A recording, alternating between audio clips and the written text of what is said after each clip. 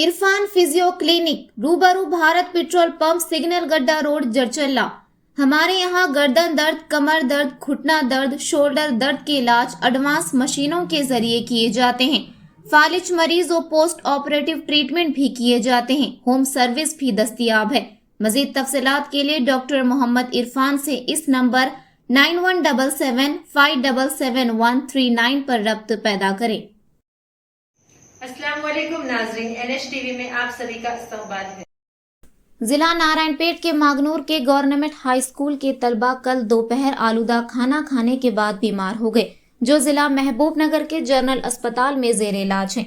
साबिक वजीर doctor V Srinivas Gaur ने साबिक रुकन असम्बली चिटमराम मोहन रेड्डी के हमरा महबूबनगर जनरल अस्पताल पहुंचकर तलबा की अयादत की और डॉक्टरों से बात करते हुए तलबा की सेहत के बारे में दरियाफ्त किया।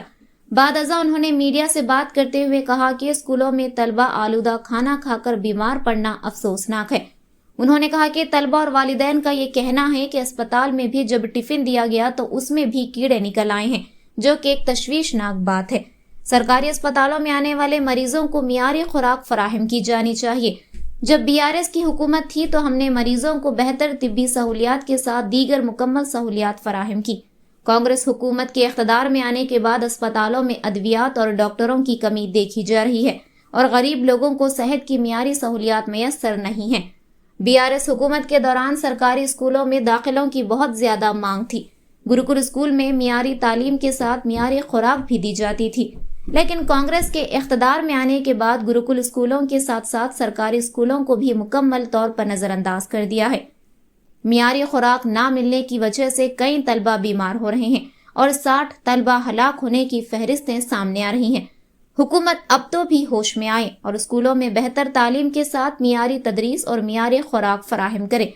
हुकूमत तलबा की फलाह बहबूद के साथ साथ आवाम की फलाह बहबूद को नजरअंदाज कर रही है। जब इस पर कोई सवाल करता है तो उसके खिलाफ झूठे मुकदमात बनाए जा रहे हैं और जेल भेजा जा रहा है, लेकिन हमें मुकदमात का कोई खौफ नहीं। हुकूमत का रवैया यही रहा तो आवाम में बगावत शुरू हो जाएगी। जबकि साबिक रुकन असम्बली राम मोहन रेड्डी ने कहा कि नारायणपेट जिला में महकमा तालीम की हालत ठीक नहीं है। स्कूल के इंतजाम की इसको कोई परवाह नहीं है। नारायणपेट अस्पताल में मुनासिब तिब्बी सहूलियात की कमी की वजह से तलबा को महबूबनगर जनरल अस्पताल लाया गया था। तलबा को स्कूल में मियारी खाना नहीं मिल रहा है। उन्होंने सवाल किया कि क्या चीफ मिनिस्टर के बच्चे ऐसा खाना खाते हैं और क्या आप इन्हें इस तरह का खाना खिलाएंगे? एक बार जरूर सोचें।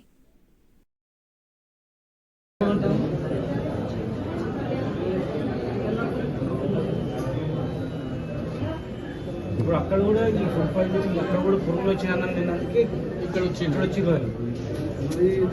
డాక్టర్ సార్ ఆడ పురుగులన్నం తిని ఫుడ్ పాయిజనింగ్ అయ్యి ఇక్కడికి వచ్చింది.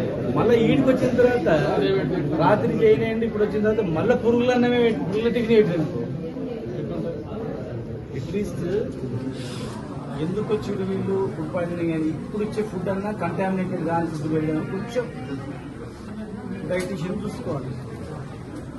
మంచి ఫుడ్ పెట్టాలి, చిల్డ్రన్స్ కదా, ఇంకా జాగ్రత్త చూసుకోవాలని కూడా. మళ్ళీ వీళ్ళు ఆ పురుగులన్నం తినొచ్చు, మళ్ళీ ఏ పురుగులన్నం పెట్టేవాడు. అది మా సిస్టర్ చూసింది, అందరూ చూసి విద్యార్థి కళ్ళు చెప్తారు భయపడదు. అందరూ చూస్తారు.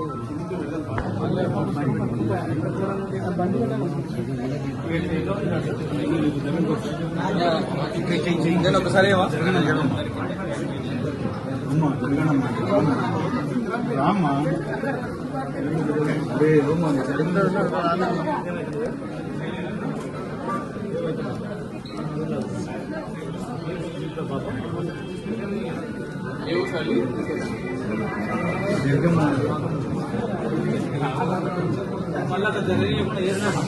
మళ్ళీ స్కూల్కి పోవాలి బాబు, స్కూల్కి పోవాలి. మళ్ళీ ఫుడ్ చెక్ చేస్తాము. అక్కడ అందరు తిన్న తర్వాత పిల్లలు తింటారు, పెద్దలు తింటారు చెప్తాము. స్కూల్కి పోవాలి, మళ్ళీ బంద్ చేసి ఫుడ్ పాయిజనింగ్ మామూలుగా బంద్ చేసేది.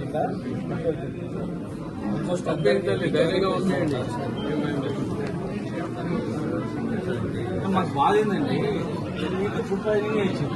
మళ్ళా ఫుడ్ పాయిజనింగ్ ఇక్కడ పురుగులన్నం పెట్టింది, పురుగుల టిఫిన్ పెట్టినండి. ఎంత విచిత్రంగా ఉంది. పురుగుల టిఫిన్ పెట్టినట్టు విచిత్రంగా ఉంటుంది. జనరల్ ఎవరే కానీ జాగ్రత్త పడుతుంది. ఇప్పుడు మాకు సాక్ష్యం ఎవరే ఇస్తారే మాకు పురుగులు వచ్చినాయి. ఇప్పుడు మీకు చెప్తే పొలిటికల్ అంటారు. పని పట్టలేదు. డాక్టర్స్ అండ్ సిస్టర్స్ ఎంత కష్టపడినా వ్యర్థమే. ఎందుకంటే ఆ ఫుడ్ నుంచి శ్రీమంతం వృధానే అవుతుంది కదా సార్. వామిటింగ్ అది అందరూ చూస్తారు. పొరపాటు ఫుడ్ పాయిజనింగ్ అనేది అయిందండి. ప్రాణం పోసినప్పుడు దేవుడు అంటారు చాలా ఇబ్బంది మంచిగా మర్చిపోతారు. చెడు అయితే మొత్తం డాక్టర్ అవుతుంది.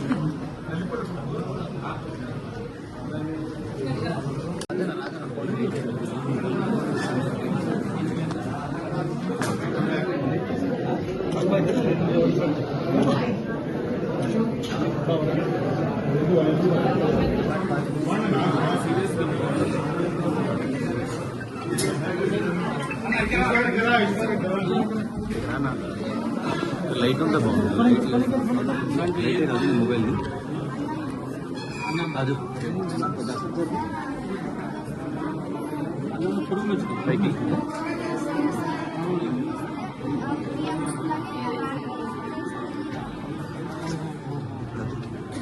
మంచిగా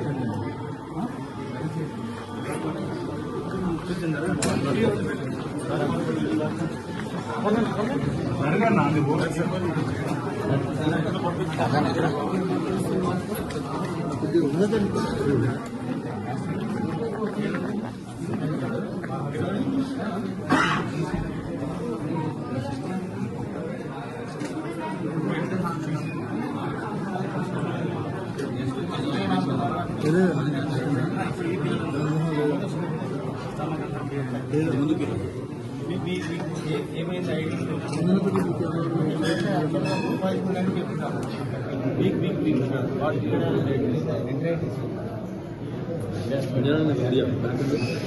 పురుగులు తినమా?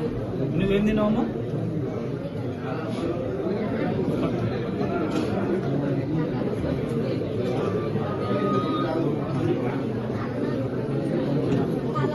నీకు అందులో ఏ పురుగులు వచ్చినాయి? కనిపించినాయి వచ్చింది. వెళ్ళిందా? చచ్చిపోతుంది.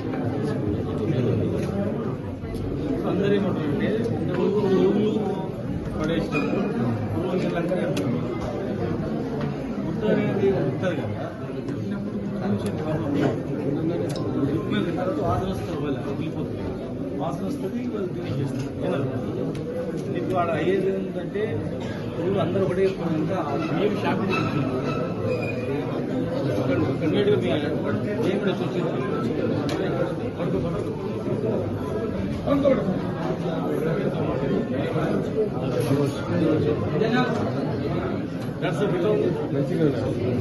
ఆ పేషెంట్ ఏమైంది? ఇప్పుడు వీళ్ళు రావడమే ఫుడ్ పాయిజనింగ్ అయి వచ్చింది. మళ్ళీ వీళ్ళు ఉదయం టిఫిన్ కూడా బాగాలంట కదా, అందులో కూడా పురుగులు వచ్చినాయండి. ఉదయం టిఫిన్ తిన్నారు కదా, ఏమన్నారు? బయట పురుగులు అండి వీళ్ళ టిఫిన్లో. వీళ్ళు రావడమే ఫుడ్ పాయిజనింగ్ కేసు.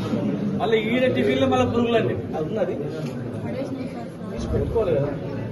ఫోటోస్ ఉన్నాయా? ఇంత దుర్మార్గం వస్తుంది. చిత్రం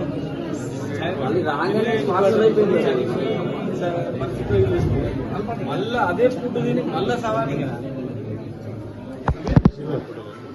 ఫుడ్ కంట్రోల్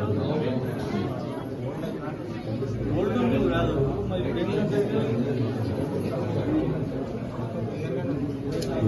అన్ని లాభాలు చెప్తారా? ఒక్కరు కాదు, ఉదయం టిఫిన్ చూసినాడు. ఉదయం టిఫిన్ ఇచ్చిపోయిందా? ఏముందా? వచ్చింది అదే వచ్చింది. అది అప్పుడే మీరు వదిలిపెట్టుకుంటుంది. బాగుంది.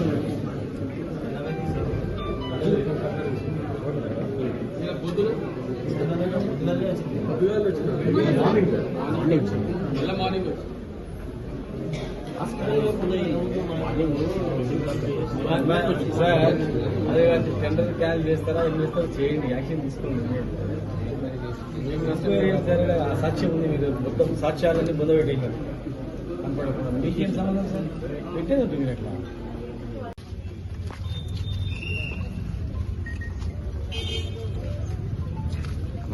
మీడియా మిత్రులందరికీ నమస్కారం.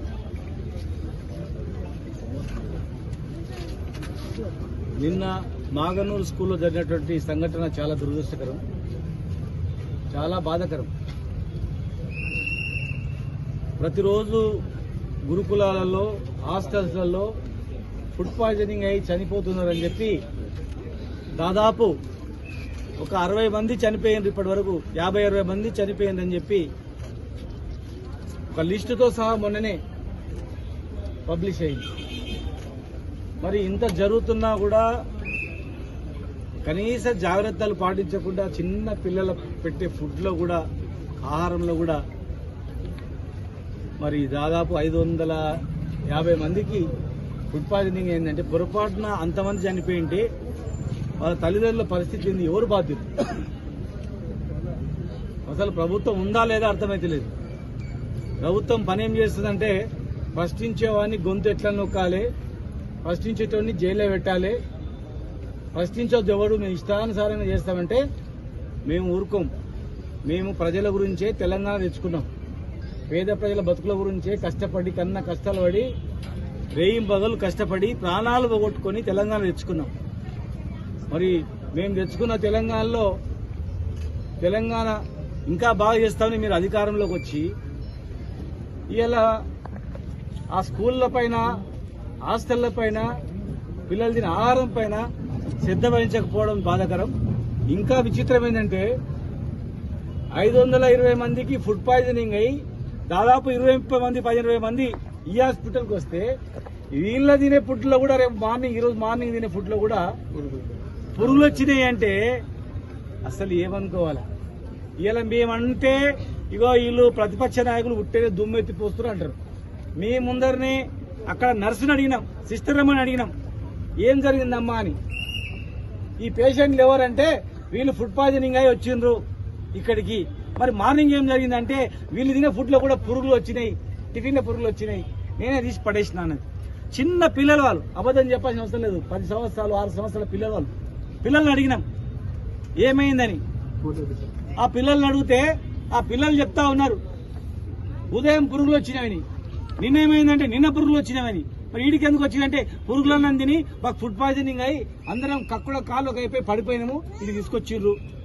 మళ్ళా ఉదయం చూస్తే మేము తినే టిఫిన్ మళ్ళా పురుగులు వచ్చినాయి అని చెప్పి. మరి ఎక్కడ పోతుంది ప్రభుత్వం? ఏం జరుగుతుంది? ఎంత కష్టపడితే ఈ హాస్పిటల్ వచ్చింది? ఇక్కడ గర్భిణీ స్త్రీలు కూర్చోవడానికి చెట్ల కింద కూర్చుంటే అప్పుడప్పుడే వారం రోజుల్లో షెడ్ వేయించినాం, కూర్చోడానికి కుర్చీలు ఇప్పించినాం, వాళ్ళకు భోజన వసతులు ఏర్పాటు చేసినాం. ఆక్సిజన్ సిలిండర్ లేవంటే ఆక్సిజన్ ప్లాంటే పెట్టినాం. ఇక్కడనే 2 పెద్ద ప్లాంట్లు పెట్టి డైరెక్ట్ ఆక్సిజన్ ఇచ్చేట్టు ఏర్పాటు చేసినాం. ఒక్క ఐసీయూ బెడ్ లేకుండే 165 ఐసీయూ బెడ్లు చేసినాం. ఆక్సిజన్ ఒక్క బెడ్ లేకుండే డైరెక్ట్ గా ఆక్సిజన్ ఆడవరకు వచ్చేటట్లు 550 ఆక్సిజన్ బెడ్లు ఇచ్చాం. ఇంకా పేదలు బతకాలని చెప్పి మొన్నటి వరకు హైదరాబాద్ లో గాంధీ, ఉస్మానియా 2 హాస్పిటల్ లేదు, కానీ మహబూబ్ నగర్ లో కూడా ఇంకో పెద్ద హాస్పిటల్ కూడా కట్టిన. పేదల గురించి పైసలు ఉన్నాడు ప్రైవేట్ లో పోతాడు, పేదోడు ప్రైవేట్ లో పోని వాళ్ళు గవర్నమెంట్ లో ఉండాలని చెప్పి పెద్ద హాస్పిటల్, అది కూడా పెద్ద మహల్లా కట్టినాం, పెద్ద బిల్డింగ్ కట్టినాం. మళ్ళీ మేము ఇంత ఇన్ఫ్రాస్ట్రక్చర్ ఏర్పాటు చేస్తే కనీసము నిర్వహణ కూడా చేసుకోకపోతే ఎట్లా? మంచినీళ్లు ట్యాంకులు కట్టి నీళ్లు ఇస్తే కనీసం నీళ్లు ఇప్పుకోలేకపోతున్నారు, రోజు నీళ్ళు ఇచ్చే పరిస్థితి ఉన్నారు, నీళ్లు చేసుకోలేకపోతున్నారు. కరెంటులు అన్ని పెడితే కరెంటు చేసుకోలేకపోతున్నారు. ఇలా చిన్న పిల్లలకు తినే ఆహారం మండలానికి ఒక గురుకులం ఏర్పాటు చేసుకున్నాం. ఈ జిల్లాలో కొత్తగా 20-30 గురుకులాలు తెచ్చుకున్నాం. పేదలు తినాలి, చదువుకోవాలి, బాగుపడాలని. ఇవాళ గవర్నమెంట్ స్కూల్లో చదవాలంటే భయపడే పరిస్థితి వచ్చింది, హాస్టల్లో అంటే భయపడే పరిస్థితి వచ్చింది. హాస్టల్ సీటు గురించి మేము ఎవరం పోయినా మా సీటు కావాలి గురుకులాలు పెద్ద పోటీ ఉండేది. కానీ ఇవాళ పరిస్థితి చూస్తే మళ్ళా గురుకులాల మన పిల్లలని పెట్టి జాయిన్ చేస్తే వాడు ఏం ఫుడ్ తింటాడో ఉంటాడో వస్తాడో ఏం తినైనా వద్దు, ఇంటికాడనే పెట్టుకున్న వాడు చదువు లేకుంటే ఏదైనా పరిస్థితికి చేస్తా ఉన్నారు. ఇమ్మీడియట్ గా మేము చెప్తా ఉన్నాం, నిన్న జరిగిన బాధ్యులపైన కూడా విచారణ జరిపించాలి. మళ్ళా ఈ జిల్లాలో ఈ రాష్ట్రంలో పునరావృతం కాకుండా ప్రభుత్వం బాధ్యత వహించాలి. ఇక్కడ ఈ హాస్పిటల్లో మీ కళ్ళ ముందరనే ఈ ఫుడ్ పాయిజనింగ్ అయిన వాళ్ళకి మళ్ళీ ఫుడ్ పాయిజనింగ్ అయ్యేటట్టు పురుగుల టిఫిన్ ఇచ్చిర్రు అంటే ఆ పిల్లలు చూసి డాక్టర్లకు చెప్పి నర్సులకు చెప్పి ఆ పడేసిరంటే పొరపాటున తింటే మళ్ళీ ఏమైపోతుంది? ఇంత నిర్లక్ష్యం ఉంటుంది ఎక్కడని చెప్పండి. అక్కడ ఫుడ్ పాయిజనింగ్ ఇక్కడ వస్తే ఇక్కడ ఫుడ్ పాయిజనింగ్ అయ్యేటట్టు మళ్ళీ ఆహారం పెట్టడం కనీసం గంత జాగ్రత్తలు కూడా చూడరా? మేము మాట్లాడితే ఇక వీళ్ళు కావాలని మాట్లాడుతున్నారు, ఇక మీ ప్రాణాలు పోతుంటే కూడా ఊరుకోవాలని చెప్పండి. ఇది ఎక్కడి న్యాయం చెప్పండి? పేద ప్రజలు గమనిస్తున్నారు అంతా. మేము మాట్లాడే దానిలో వాస్తవాలు గ్రహించండి. ఎవడు మాట్లాడుతున్నాడు వాడి మీద ఏం చేద్దాము, ఏం ప్లాన్ చేద్దాము, అది కాదు మీకు చేయాల్సింది. మీకు దేవుడు మీకు మంచి అవకాశం ఇచ్చింది. ప్రభుత్వం 10 ఏళ్ల తర్వాత మీకు అధికారం వచ్చింది. కనీసం మీ 5 ఏళ్లలో పబ్లిక్ తిట్టు తిరగకుండా పని చేసుకుంటే మీకు మంచిది. లేకపోతే మీరు ఇదే విధంగా చేస్తే తిరుగుబాటు వస్తుంది. శ్రీలంకల్లో ఇంకా వేరే దేశంలో ఇసు తిరుగుబాటు, ఆ రకమైన తిరుగుబాటు వచ్చే పరిస్థితి ఉంటుంది. 500 మంది చచ్చిపోతే ఈ జిల్లాలో ఊరుకోరు. పొరపాటున నిన్న 500 మంది చనిపోయింటే జిల్లా మొత్తం అట్టుడికిపోతుండే, రాష్ట్రం మొత్తం అట్టుడికిపోతుండే. ప్రమాదం తప్పిపోయింది. ఇప్పటికి కూడా ఒక పిల్లోడు ఐసీయూలో ఉన్నాడు. చావు బతుల మధ్యలో కొట్టుబిట్టాడుతా ఉన్నాడు. ఐసీయూలో చావు బతుల మధ్య కొట్టాడుతున్నటువంటి ఐసీయూలో కొట్టుబిట్టాడుతున్నటువంటి పేషెంట్ ఉండగా ఇంకా 15 మంది పేషెంట్లు మాట్లాడలేని స్థితిలో ఉండగా హాస్పిటల్లో కూడా పురుగుల టిఫిన్ ఇస్తారా? నేను చెప్పింది వాస్తవం కాదు, మీరు గమనించండి. చెప్పండి, మీరు అడగండి. నేను చెప్పింది వాస్తవం కాదు, మీరు గమనించండి. చెప్పండి, మీరు అడగండి. ఇది రాజకీయం కాదు. ఇక్కడ రేపు మీ పిల్లలకు కూడా అవుతుంది, గుర్తుపెట్టుకోండి. భగవంతుడు మీ పిల్లలకు కూడా ఇస్తాడు అటువంటి పరిస్థితి. ఏదో రూపకంగా ఈ పేద ప్రజల పిల్లల పక్షాన్ని నిలబడకుండా, అన్యాయాన్ని ప్రశ్నించకుండా, సరి చేయకుండా ఇష్టానుసారంగా మాట్లాడితే ఇక మీకు చూస్తూ ఊరికే పరిస్థితి ఉండదు. ప్రజలలో తిరుగుబాటు వచ్చే పరిస్థితి కూడా వస్తుంది తొందరలోనే. ఎలక్షన్స్ కదా, 4 సంవత్సరాల వరకు మమ్మల్ని ఎవడేం చేయడు, ఎవడేం పీకలేడు, మేము ఉండొచ్చు అనుకోవచ్చు కాక, కానీ పక్క దేశాల్లో తిరుగుబాటు వచ్చినట్లు ఈ రాష్ట్రంలో కూడా వచ్చే అవకాశం ఉంటుంది. ఎందుకంటే ఈ గడ్డ పోరాటాల గడ్డ, భయభ్రాంతులకు గురి చేస్తే భయపడే గడ్డ కాదు, ప్రాణాలకు లెక్క చేయని గడ్డ, ప్రాణాలకు లెక్క చేయకుండా కొట్లాడే గడ్డ ఇది. అనేక పోరాటాలకు పుట్టిన గడ్డ ఇది. మీరు అనుకుంటుండొచ్చు 4 సంవత్సరాలకు మమ్మల్ని ఎవడే పీకలేడు, మేము పురుగులన్నం పెడతాం, విషం పెడతాం, చంపేస్తాం, మాట్లాడిన కేసులు పెడతాం, జైల్లో పెడతాం, రకరకాలుగా దొంగ కేసులు పెట్టి చిత్రీకరిస్తామని చెప్పి మీరు అంటుండొచ్చు కాక, అవన్నీ జరగవు. అలాంటి పరిస్థితి ప్రజల తిరుగుబాటు రాకముందే సరి చేసుకోవాలి. మా సహాయ సహకారాలు మీకు అందిస్తాం. నిర్వహణలో మీకు చేత కాకపోతే అనుభవం ఉన్న వాళ్ళు పిలుచుకొని మేము వచ్చి పని చేయడానికి కూడా సిద్ధం. మాకు పేద ప్రజలు ముఖ్యం, పేద ప్రజల ప్రాణాలు ముఖ్యం మాకు. వీళ్ళ గురించే ఈ జిల్లాలో 5 జిల్లాలు చేసి 5 జిల్లాలో 5 మెడికల్ కాలేజ్ పెట్టినాం. 70 ఏళ్లలో ఒక్క మెడికల్ కాలేజ్ పెట్టలేదు. 70 సంవత్సరాల్లో ఒక్క మెడికల్ కాలేజ్ పెట్టలేదు. 70 సంవత్సరాల్లో ఒక ఐసీయూ బెడ్ పెట్టలేదు. 70 సంవత్సరాల్లో ఆక్సిజన్ అయిపోతే ఆక్సిజన్ అందక ఇదే హాస్పిటల్ చనిపోయింది.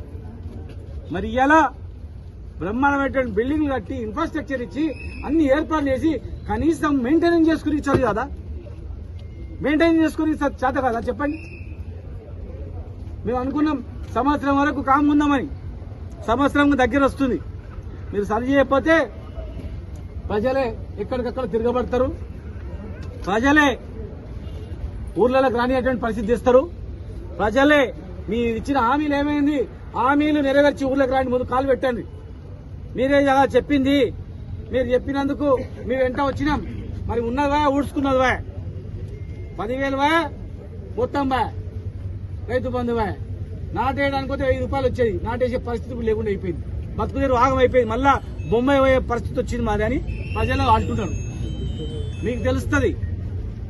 మీరు ఇదే విధంగా కొనసాగితే మీరు ఇచ్చిన హామీ 6 గ్యారెంటీ అమలు చేయకపోతే భవిష్యత్తులో ఏం జరుగుతుందో తెలుస్తుంది. ఇలా నిర్బంధంల మధ్యలో నడపాలంటే ఎక్కువ రోజులు నడపలేదు, అది పద్ధతి కాదు. అది ఎవరైనా మీరు మాట్లాడేటప్పుడు వాస్తవాలు ఉంటే మీరు తీసుకోండి, వాస్తవాలు లేవనుకోండి ఖచ్చితంగా పక్కకు పడేయండి, పట్టించుకోకండి.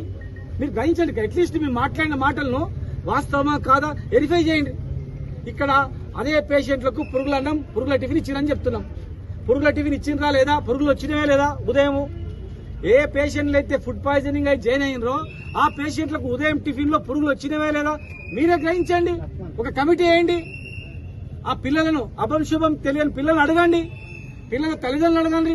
పోని పిల్లల తల్లిదండ్రుల పిల్లల మీద మీకు నమ్మకం లేకపోతే కనీసం డ్యూటీలో ఉన్నటువంటి ఆ నర్సులను వాళ్ళని అడగండి. పుణ్యానికి పెడుతున్నారు రైడా, పుణ్యానికి దాన ధర్మం పెడుతున్నారు. టిఫిన్ డబ్బులు ఇస్తున్నాం కదా, దాన ధర్మానికి బిచ్చం వేస్తలేరు. మంచి ఫుడ్ పెట్టాలని చెప్పి బ్రహ్మాండమైనటువంటి ఫుడ్ డైట్ ఛార్జీలు పెంచి ఇచ్చినాం, మస్తు పైసలు ఇస్తున్నాం వాళ్ళకి, పేదలకు మంచి ఫుడ్ పెట్టమని. మీరేం జైల్లోకి ఎవడు పెడతలేడు ఇక్కడ. ఈ పేదవాళ్ళు కడుపు నిండా తినాలని చెప్పి పేషెంట్ అటెండర్ కూడా పెట్టాలని చెప్పి మేము నిబంధనలు ఇచ్చినాం. ఒక్క ప్రాణం గిట్ల ఏమైనా అయిందంటే మాత్రం మేము మాత్రం ఊరుకోం. ఆ ప్రాణానికి ముప్పు వచ్చిందంటే మాత్రం ఖచ్చితంగా ఎట్టి పరిస్థితుల్లో ఊరుకోం. రామ్మోహన్ రెడ్డి గారు నిన్న పెళ్లిలో అక్కడ దూర ప్రాంతంలో ఉంటున్న రాత్రి బయలుదేరి పొద్దుగాలు రావడం జరిగింది. రాత్రి వద్దామనుకున్నాం, వారు అక్కడ అన్ని ఏర్పాట్లు చేసి ఫోన్లో వచ్చింది కనుక మరి మేము రావడం జరిగింది. మరి అక్కడ జరిగిన వివరాలు కూడా మరి మాజీ శాసనసభ్యుడు రామ్మోహన్ రెడ్డి గారు కూడా వివరిస్తారు. हमारे चैनल को लाइक कीजिए, शेयर कीजिए और सब्सक्राइब करना ना भूलिए।